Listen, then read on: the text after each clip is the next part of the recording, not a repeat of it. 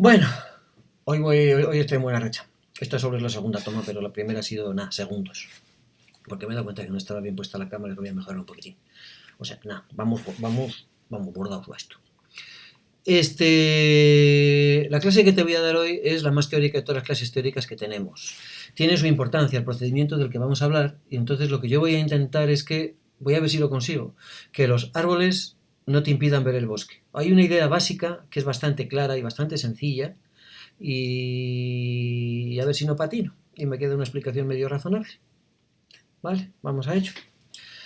Entonces, hoy vamos a hablar de test de ajuste de distribuciones continuas. Y tú puedes decir, pero hombre, si de eso hemos hablado ayer, ¿no? O sea, perdón, ayer, en el vídeo anterior. Eso se hacía con el test del Agi cuadrado, tú tenías unos datos, los partes en intervalos, miras cuánto cae en cada intervalo y hemos terminado. Entonces, ¿para qué hace falta partirse más la cabeza con más nada? Mira, sí que hace falta un poco, porque, a ver, yo tenía un número real.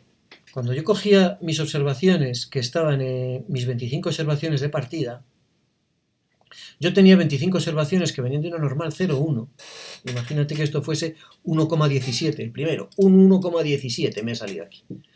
¿Y qué es lo que hago yo con ese 1,17? Miro en qué intervalo ha caído, en este no, en este no, en este no. Ah, mira, en el último. Y entonces lo sustituyo por un 5.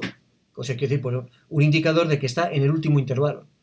El otro era un 0,32. ¿Y qué hago con el 0,32? Miro en qué intervalo ha caído. En el tercero. Digo, ese está en el tercero. Entonces, el momento en que digo está en el tercero, yo ya me olvido de qué número es. Solo me quedo con que es un número entre menos 0,253 y más 0,253. ¿Vale? Por lo tanto, estoy perdiendo información. Porque claro, yo ya sé, no sé qué número he dicho, 0,19, ya sé que 0,19 está entre esos dos, pero sé que es 0,19. O sea, tengo más información teniendo el dato que diciendo está entre menos 0,253 y más 0,253. Yo debería, si quiero hacer las cosas bien, debería tratar de utilizar toda la información, el 0,19. Entonces hay un montón de procedimientos que te permiten utilizar toda la información, y uno de ellos es el del test de Kolmogorov-Smirnov. El test de Kolmogorov-Smirnov es lo que te digo, que tiene un poco de teoría, pero la verdad es que esta primera parte de la teoría te la expliqué cuando empezamos a hablar del bootstrap. Te expliqué esto, así que esto es repetir. No debería de resultarte tan difícil, digo yo, ¿no? Vale. Entonces, ¿en qué consiste el test de Kolmogorov-Smirnov? El test de Kolmogorov-Smirnov utiliza funciones de distribución. Tú ya te acuerdas de lo que es una función de distribución. Dada una probabilidad P, se llama función de distribución a la función que a cada número real X le lleva en la probabilidad del intervalo menos infinito X. Digo, dada una probabilidad P, se llama función de distribución de P a la función que a cada número real X le lleva en la probabilidad del intervalo menos infinito X. Punto 1. Punto 2. Por otro lado, juegan aquí las probabilidades empíricas. Las probabilidades empíricas son las que hemos estado utilizando para el bootstrap. ¿De acuerdo? ¿Cuál es la probabilidad? ¿Cuál es la probabilidad del bootstrap knife? Para el bootstrap knife, perdón. Para el bootstrap knife lo que hacíamos era una probabilidad que elegía con probabilidad 1 partido por n a cada uno de los elementos del conjunto x1, x2, x n. A esa probabilidad se le llama probabilidad empírica. La probabilidad que elige los elementos del conjunto. Dada una muestra x1, x2, xn, cuando yo paro en el n, la probabilidad que elige uno de los elementos, cada uno de los n primeros elementos, con probabilidad 1 partido por n, se la llama probabilidad empírica. Y todo este tinglao, las funciones de distribución, las probabilidades empíricas son probabilidades. Como son probabilidades, pues tienen su función de distribución, igual que todas las probabilidades, ni más ni menos. Entonces, sucede que las probabilidades empíricas se parecen cada vez más a la probabilidad teórica. ¿En qué sentido? En el sentido de que sus funciones de distribución se parecen cada vez más. ¿Vale? Entonces, si tengo una muestra aleatoria simple, o sea, variables aleatorias independientes igualmente distribuidas, que han salido de aquí, de esta probabilidad, calculo las funciones de distribución empíricas, o sea, cuando cojo m igual a 1, calculo la probabilidad empírica, que es muy sencilla de calcular, esa seguro que te sale, la función de distribución, muy bien. Cojo otro dato, ya tengo dos datos, calculo la distribución empírica de esos dos datos. y calculo la función de distribución empírica, la función de distribución asociada a esa probabilidad empírica. Cojo el tercer dato, calculo la probabilidad empírica asociada a esos tres datos y calculo la función de distribución que tienen asociada. Y así sucesivamente. Resulta ser que estas distancias se van haciendo cada vez más pequeñas y en el límite son cero. Eso es si mi muestra viene de esta probabilidad. Eso es si mi muestra viene de esa probabilidad. Y si mi muestra no viene de esa probabilidad, quiero decir, eso es si comparo la función de distribución empírica con la función de distribución de verdad, si comparo la función de distribución empírica con la función de distribución de verdad, eso converge hacia cero. Pero ¿qué pasa si yo la comparo con una que no es de la verdad, que no es la de verdad? O sea, la que ha generado la muestra. Mi muestra ha venido de P, pero yo me he equivocado, ha venido de una normal 0,1, pero yo me he equivocado y he cogido una normal 1,0. Bueno, una normal 1,2, otra normal, que es distinta de la primera. Y yo me estoy haciendo un lío y estoy comparando las empíricas, que ya sé cómo las calculo, con la función de distribución de esta que no es la buena. ¿Qué pasa con esto? Pues lo que pasa es lo siguiente, que como las probabilidades son distintas, las funciones de distribución son distintas por lo menos en un punto. Si las probabilidades son distintas, las funciones de distribución tienen que ser distintas también, por lo menos en un punto. Claro, yo te he estado diciendo que convergen, pero he puesto el supremo, la mayor de estas distancias. La más grande de estas distancias va hacia cero. ¿Qué pasa con las más grandes de estas distancias cuando yo pongo ahí Q? Claro, la más grande es mayor o igual que la que se alcanza en el punto x0, ¿no? La mayor de esas distancias es mayor o igual que la que se alcanza en el punto x0. Mira, te lo voy a escribir en la esta. Te lo voy a escribir en la esta. Digo, yo calculo el supremo en x de las FPNs x menos la FQ x. Esto es la mayor de todas, pues esto es mayor o igual que si lo calculo en uno concreto.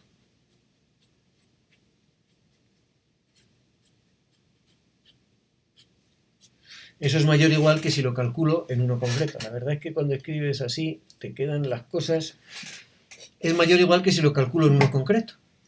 ¿Y qué es lo que pasa en este concreto, en el x0? Pues mira, lo que pasa es que te acabo de decir que Fpn de x está cerca de Fp de x en todos los x, por lo tanto también en el x0. O sea, Fpn de x0 va a estar cerca de Fx0. Esto converge hacia Fpx0. ¿Y esto a quién converge? Eso no depende de nada, así que no depende de n, así que converge hacia Fq de x0. ¿Y qué es lo que habíamos dicho de Fpx0 y Fqx0? Pues que eran distintas.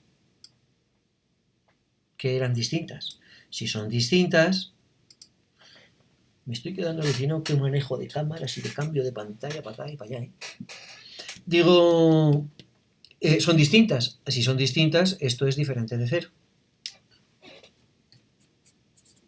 Y por lo tanto, esta cantidad converge hacia algo que no es cero. Eso es lo que tienes. Espera, que ahora ya estaba a punto de liarme. Pues chulo. Entonces, estas cantidades convergen hacia algo que no es cero.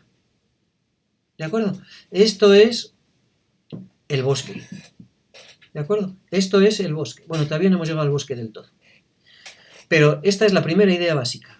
Si yo cojo mi muestra, cojo los n primeros datos, calculo la probabilidad empírica, calculo la función de distribución empírica y calculo estas diferencias respecto de la función de distribución de la probabilidad que generó la muestra, entonces eso converge hacia cero. Pero si me equivoco y hago la misma cuenta con una probabilidad diferente, converge hacia algo que es estrictamente mayor que cero. Aquí ya sí que acabamos con el bosque. Conclusión, si lo multiplico por raíz de n, como n va a infinito y esto va a algo estrictamente positivo, esto va a infinito. Y hubo un matemático llamado Paul Dolsker, lo de Paul no estoy seguro, lo de Dolsker sí, que demostró que si haces esta misma cuenta, con la verdadera, en vez de irse a infinito, converge en distribución hacia una cantidad. Por ahí abajo hay una nota de página que te explica un poco quién es esa cantidad, pero no es muy relevante. Converge hacia algo. ¿Vale? Y esto es el test de Kolmogorov-Smirnov, esencialmente y sin esencializar. Digo, la parte clave es cuánto vale el supremo de esta distancia, luego ya veré si le multiplico por raíz de n o no. Ese es el estadístico de Kolmogorov-Smirnov. A la mayor de estas distancias se le conoce como estadístico de Kolmogorov-Smirnov. Fíjate que para yo poder calcular f de Pn, ¿quién es f de Pn? F de Pn es la función de distribución asociada a la probabilidad que elige con probabilidad 1 partido por n cada uno de estos números. Necesito los números, utilizo los números enteros, o sea, estoy utilizando toda la información de la muestra. Este procedimiento debería ser mejor que el de la G cuadrado. ¿Vale? Y ya está. Entonces, el test de Kolmogorov-Smirnov consiste en hacer esta cuenta,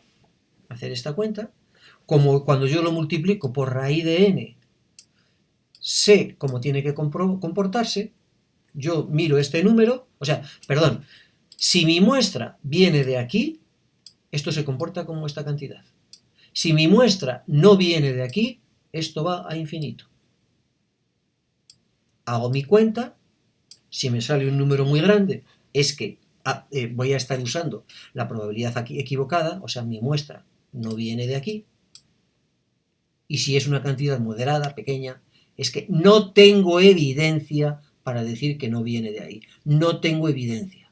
Si quieres darle la vuelta, bueno, se parece suficiente como para que yo acepte que viene de aquí. Muy bien, ¿de acuerdo?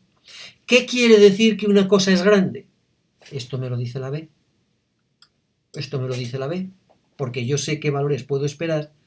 Para la B la conozco, está determinada. Yo sé qué valores puedo esperar para la B, y por lo tanto sé qué valores puedo esperar aquí cuando la raíz de n es grande. Perdón, cuando n es grande. ¿De acuerdo? Hay procedimientos también para cuando n es finita. Pero de eso vamos a hablar un poco en el capítulo siguiente, en el apartado siguiente. ¿El apartado siguiente qué consiste? Digo, pues el apartado siguiente consiste en lo mismo que te he dicho antes. Dices, claro, lo que te he contado sirve para averiguar si tu muestra viene, lo que te acabo de contar sirve para averiguar si tu muestra viene de una normal 0,1 o de una normal 107, pero de una concreta, no de una cualquiera, solo sirve para una concreta. Pero normalmente tú lo que quieres averiguar es si estos datos vienen de una normal. No si vienen de esta normal en concreto, sino si vienen de alguna normal. ¿Vale? ¿Cómo se hace? Pues podemos hacer lo mismo que en la G cuadrado. Estimo los parámetros y miro a ver cómo se comportan las cosas.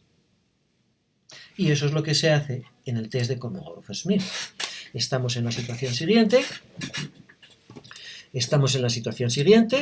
Digo, espera que no he quitado la cámara. Estamos en la situación siguiente, yo tengo unos datos, tengo una familia de probabilidades, esto pueden ser las distribuciones normales, entonces tengo la familia de las normales, esto sería el parámetro bidimensional de la normal, ese z sería r por r más, porque la media puede ser cualquier número real y la varianza tiene que ser un número positivo, ¿de acuerdo? Y lo que yo me pregunto es, hipótesis nula, la distribución de x sub 1, o sea, la probabilidad que ha generado esta muestra, la distribución que ha generado esta muestra, ¿es alguna de las de la familia? Y la alternativa es, la distribución que generó la muestra no es ninguna de las familias. Y ya está. Entonces, yo doy un paso más y digo, pues mira, esto me parece que se te me olvidó decírtelo antes, si tengo una distribución continua, la distribución de esto no depende, la distribución de esta variable, de la d sub n, no depende del parámetro concreto que tenga. Por lo tanto, digo, si yo averiguo cuál es el bueno, sea cual sea, tal igual que sea uno que sea otro, calculo esta cantidad, el valor, esta variable aleatoria, no depende de z0, que es lo que pasaba con el test de la G cuadrado, ¿de acuerdo? Solo dependía del número de intervalos que tú tuvieras y de la probabilidad de cada uno, pero no de nada más, ¿vale? El límite era siempre el mismo, ¿vale? Entonces, si elijo un estimador adecuado para el parámetro y z es la correcta, pues si en vez de calcular esto en z0 lo calculo en el valor que he estimado, tampoco va a depender de z y santas y buenas. Y ya he terminado. ¿Vale? Eso es lo que pasaba en el de la G cuadrado. Tenías que pagar un precio. El precio era que rebajabas el número de grados de libertad en una cantidad, pero no dependía solo dependía en eso. ¿Cuántos parámetros estimado? 2. Resta 2 y todo lo demás va igual. Resta 2 en los grados de libertad y todo lo demás va igual. ¿Cuántos parámetros estimado? 5. Resta 5 en los grados de libertad y no te preocupes de más, que todo lo demás va igual. ¿Vale? Tú aquí esperarías que pasara algo parecido. Ahora multiplica por algo, divide por algo. Pues mira, ya ves tú. Aquí no funciona. Aquí no funciona, pero sí funciona en determinadas circunstancias. Sí funciona si las probabilidades que tienes son de localización y escala. ¿Qué quiere decir tener probabilidades de localización y escala? Probabilidades de localización y escala es, por ejemplo, la normal. ¿Qué es lo que ocurre con la normal? Pues que cualquier normal es la normal 0,1 multiplicada por la desviación típica más la media. Si yo tengo una normal de media 1 y desviación típica 10, eso se puede hacer de la manera siguiente. Cojo una normal, quiero una normal de media 1 y desviación típica 10. Cojo una normal de media 0 y varianza 1, la multiplico por 10, ya tengo una normal de desviación típica 10, la sumo, y media 0, la sumo 1 y ya tengo una normal de media 1 y desviación típica 0. Por lo tanto, es una familia de localización y escala. Y este teorema lo que te viene a decir es que si estás en una familia de localización y escala y tienes un estimador que cumple esto, ¿qué es lo que dice esto? Pues lo que te dice esto es que si tengo unos datos y les sumo 1 a todos, tienes 5 millones de datos y le sumas 1 a todos. El estimador de la media antes de sumar 1, perdón, tengo un montón de datos, estimo la media y me sale lo que salga. Le sumo 1 a todos. El estimador de la media después de sumar 1 es 1 más que el anterior. Y si sumo 7 es 7 más que el anterior. Y si sumo 177 es 177 veces más que el anterior. ¿Vale? Primero. Segundo, ¿qué pasa si a los datos que yo tengo les multiplico por 2? Pues mi estimador de la desviación típica, si multiplico los datos por 2, también queda multiplicado por 2. Y si los multiplico por 17, por 17. Y si los multiplico por 0, por 0. Y da 0. ¿Vale? Si te das cuenta, eso es lo que pasa con la media y la desviación típicas muestrales. Por lo tanto, no estamos hablando aquí de descubrir las Américas. ¿Vale? Pues en ese caso, la distribución del estadístico solo depende de la familia. O sea, el valor de este estadístico es el mismo para todas las normales. Y es el mismo para todas las Poissones. Y es el mismo para todas las... ¿Vale? Para todas las exponenciales. Y ya está. Y entonces, lo único que tienes que hacer es averiguar cuál es la distribución de esta variable para las normales, por ejemplo, cuál es el valor de la distribución de esta variable para las normales, y ya tienes un test de normalidad, si estimas con la media y con la desviación típica. Resulta ser que este test es uno de los casos injustos de la vida, porque este test se conoce como el test de Lilliefors. Y Lilliefors no hizo este desarrollo teórico, que es lo que realmente tiene interés. Lo único que hizo Lilliefors fue coger un simulador, simular esta variable aleatoria unas cuantas veces y escribirlo. O sea, solo darle a la calculadora. Y hoy día se llama el test de Lilliefors porque fue el que inventó porque fue el que hizo las cuentas, pero no el que demostró el teorema, que en mi opinión es el nombre que debería llevar. Y nada más. Hasta aquí hemos llegado. Hasta la próxima. Queda lo último, que son unos test específicos de la normal, pero eso te los cuento en el siguiente capítulo, que este ya va suficiente largo, yo creo.